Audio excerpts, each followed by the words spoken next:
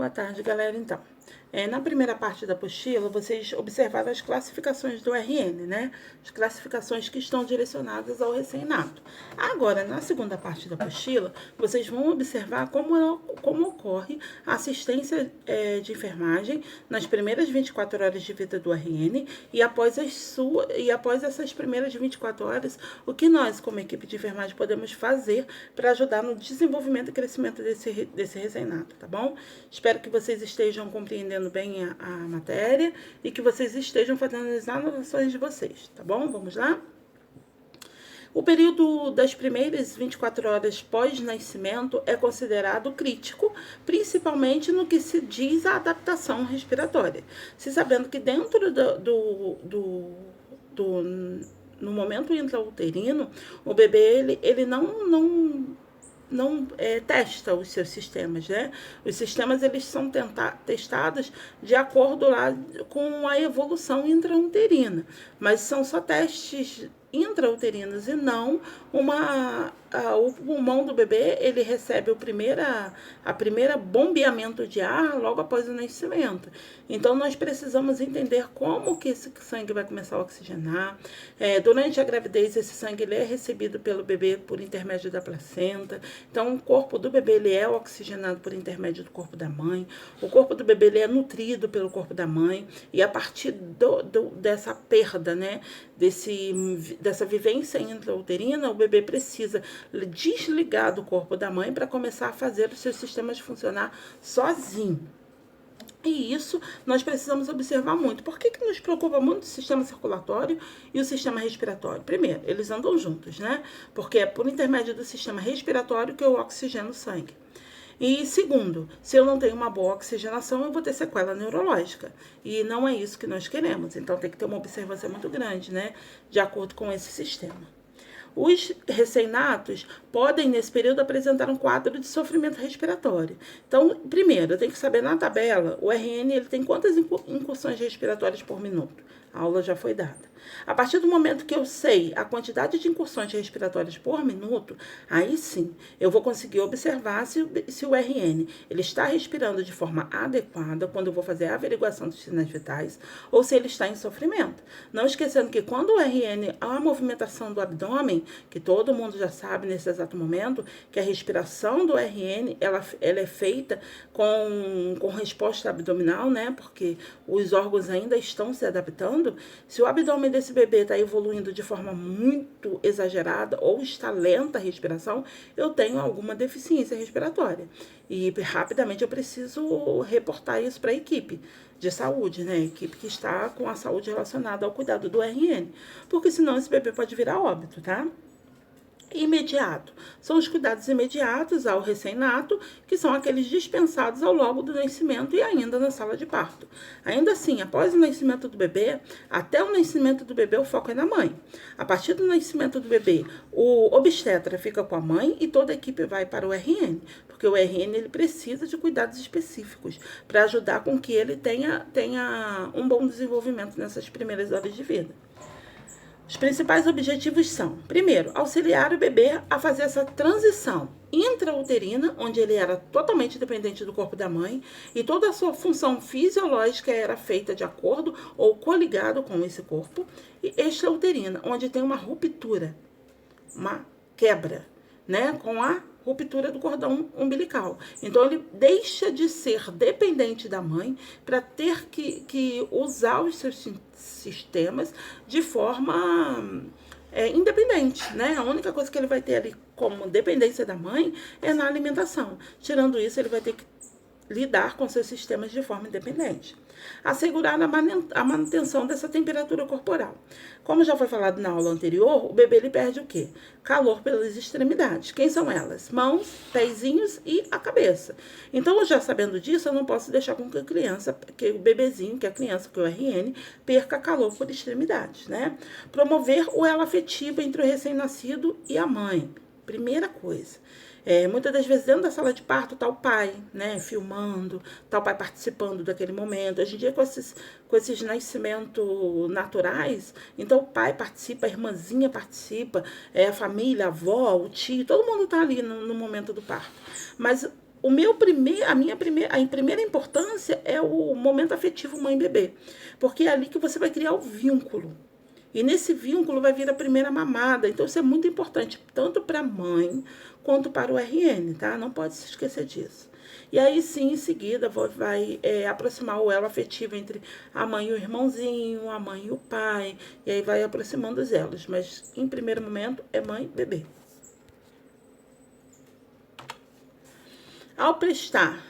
Antes de prestar cuidados imediatos ao RN, é preciso providenciar e verificar o funcionamento de equipamentos, materiais necessários a essa assistência. Principalmente, olha só, os partos eles hoje em dia são programados. Independente se são programados ou não, a sala de parto ela tem que estar organizada, tá?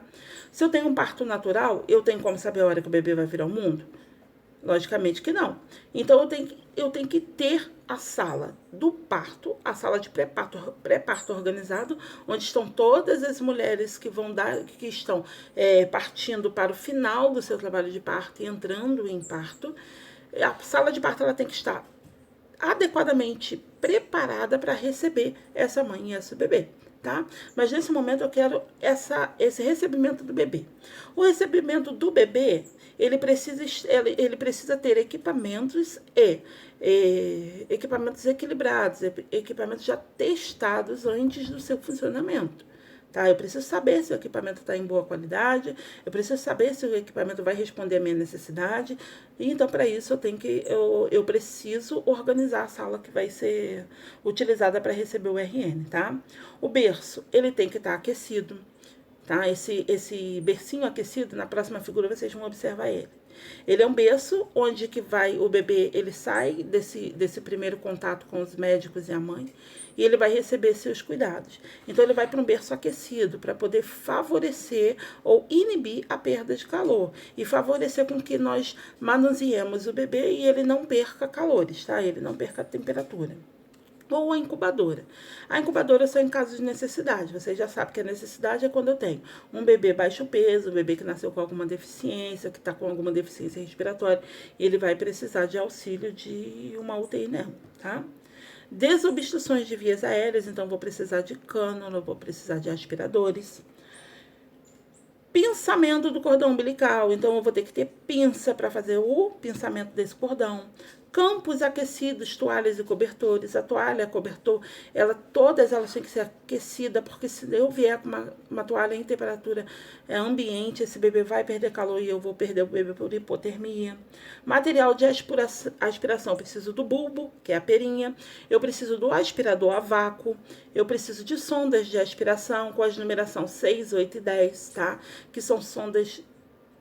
E eu preciso, sonda de aspiração, 6, 8 e 10, e a sonda gástrica, que seria de número 8, tá? E uma seringuinha de 20. Precisa desse material separado.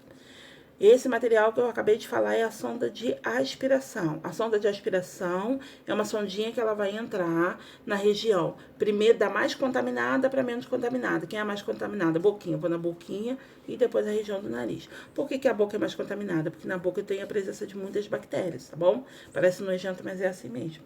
Então, eu preciso, para aspiração, bulbo, a pera, o aspirador a vácuo, não posso esquecer, sonda para aspiração naso e gastro, 6, 8 e 10, ou 10. A gente coloca as 3 sondas, porque de acordo com o tamanho do bebê, de acordo com o tamanho, a estatura e peso do bebê, eu vou utilizar uma sonda, tá? Escolha na hora, com medição. Sonda gástrica de número 8 e seringa de 20 sempre. Aí eu preciso separar também o material de ventilação. Professora, mas todo bebê vai precisar separar esse material? Sim, porque você não sabe o que vai acontecer nas primeiras horas de vida do bebê. Então, o material ele tem que ser separado, tem que estar separado e não ser separado em último momento, tá? Material para ventilação, ambu. Máscara faciais, não é qualquer máscara, né? Nem qualquer ambu. Eu preciso de tamanhos para RN, né? A termo e prematuro, de preferência acolchoados, para não trazer lesão. Vamos entender e vamos relembrar que a pele do bebê é muito sensível. Então, o ambu vai ser adaptado para prematuridade e para RN a termo, de acordo com as suas classificações. As máscaras faciais também vão ser adaptadas, então eu preciso de duas. Uma para recém-nato e uma para prematuro. Todas elas com acolchoado. Se eu não pegar com acolchoado, eu vou lesionar a face do bebê. Posso trazer queimaduras ou lesões, tá? E fonte de oxigênio com fluxômetro, para poder passar a quantidade de litros por minuto exata. Material de intubação. Laringoscópio com lâmina de número 0 e 1, tá? Lâmpadas e pilhas para o laringoscópio, cânulas traqueais de número 2,5 e 3, 3,5 e 4, vai ser também utilizada de acordo com estatura e peso do RN, tá? Tesoura e luvas estéreis. Esse é o material de intubação. Preciso, professora, de cânulas, as 4 numeração de cânulas? Sim, você não tem como mensurar o que vai acontecer no momento. Preciso, professora, separar a lâmina reta de a 01, a número 0 e a 1? Sim, tá? Do mesmo jeito que você só vai saber o tamanho da cânula, você só vai saber o tamanho da lâmina no momento que o RN estiver próximo a você, tá bom? Medicações. Preciso de ter adrenalina, bicarbonato, glicose a 10%, água destilada para poder fazer diluições, solução fisiológica 9%, tá? Estetoscópio, esparadrapo, seringa 1, 3, 5, 10 e 20 ml, agulhas 13 por 4,5 e 25 por 7. Combinado? Esses são os materiais que precisam estar separados em todas as assistências ao recém-nascido. Aí, nessa figura, dá para você observar tudo que foi falado, né? Todo o material é incubadora, aqui é o leito, né, aquecido, tá? Aí você vê um aquecedor logo acima, tá? Hoje em dia, não, dependendo da maternidade, essa imagem que eu peguei aqui, te mostra um berçáriozinho com um aquecedor acima. Hoje em dia, você já tem alguns berçários mais sofisticados. Não é uma coisa tão simplória, não, tá? Aí os materiais separados ao lado, tá vendo? A parte de oxigenoterapia toda organizada, tudo preparado, com relógio, tudo preparado para receber o RN.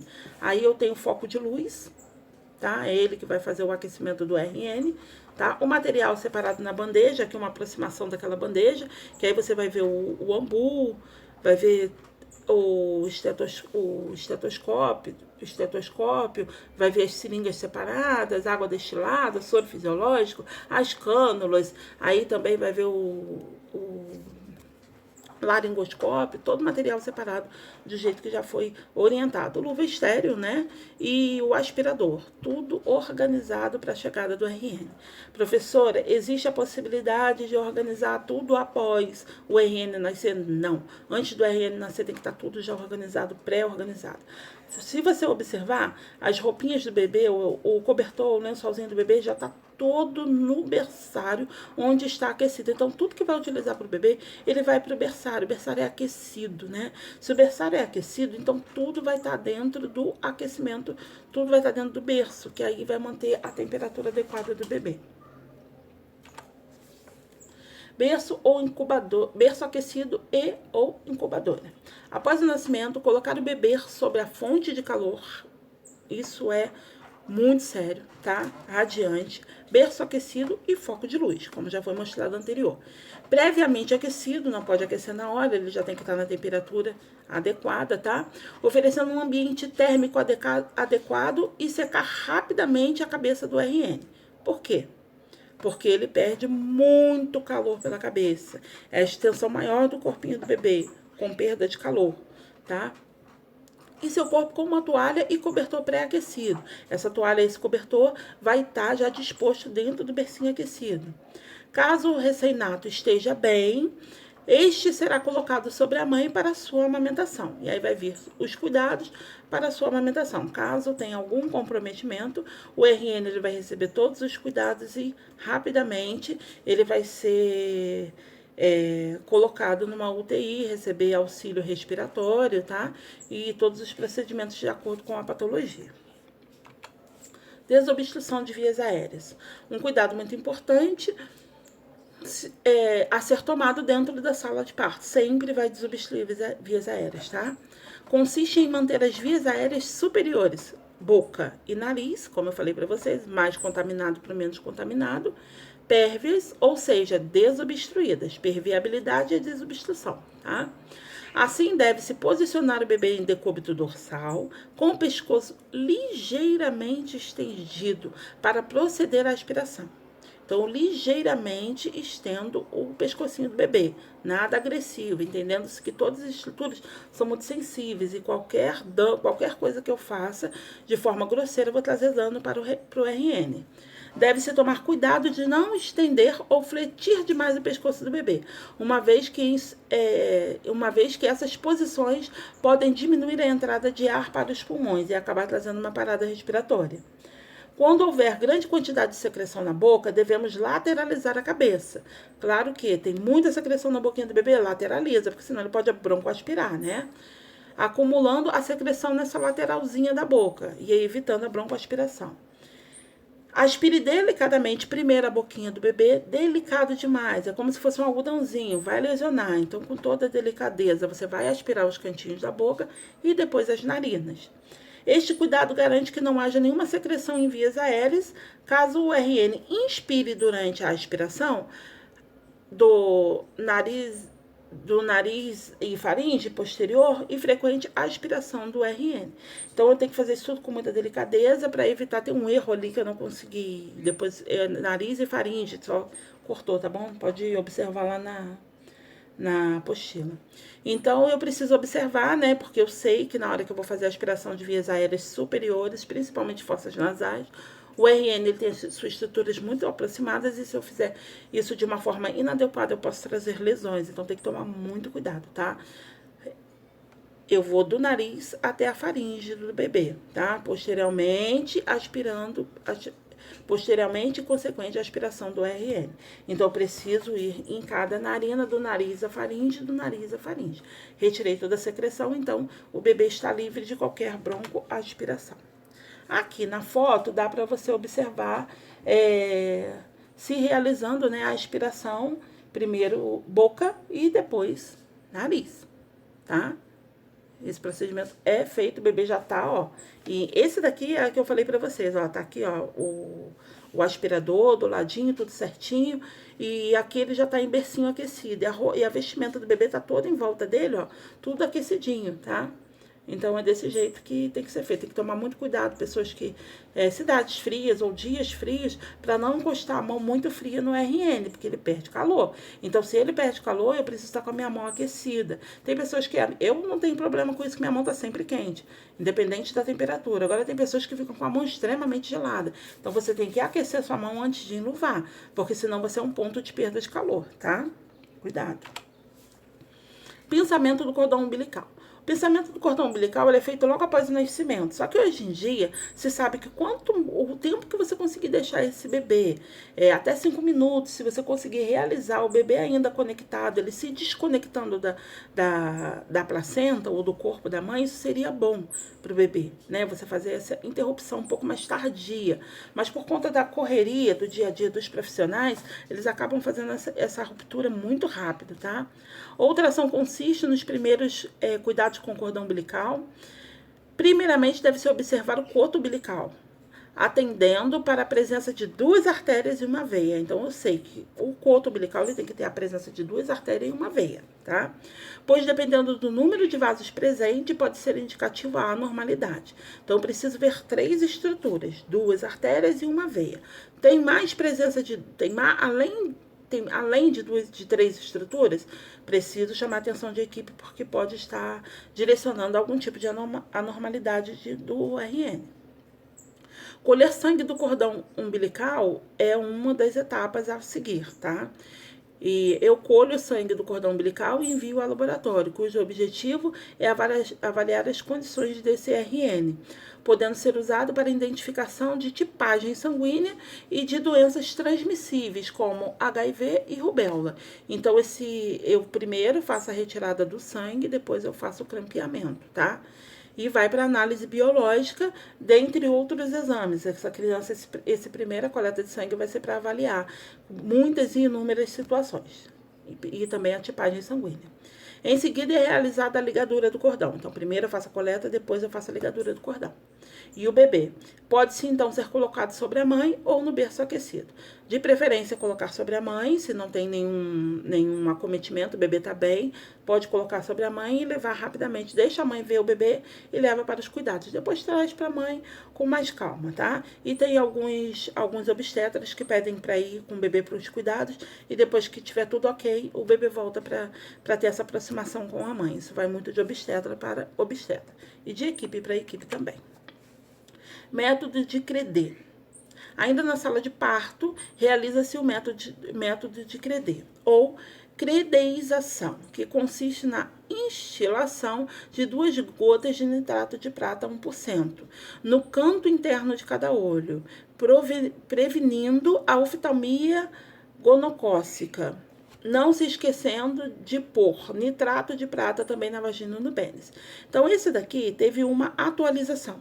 E eu vou pedir que vocês pesquisem no final dessa aula qual foi a atualização no método de Credé, tá bom?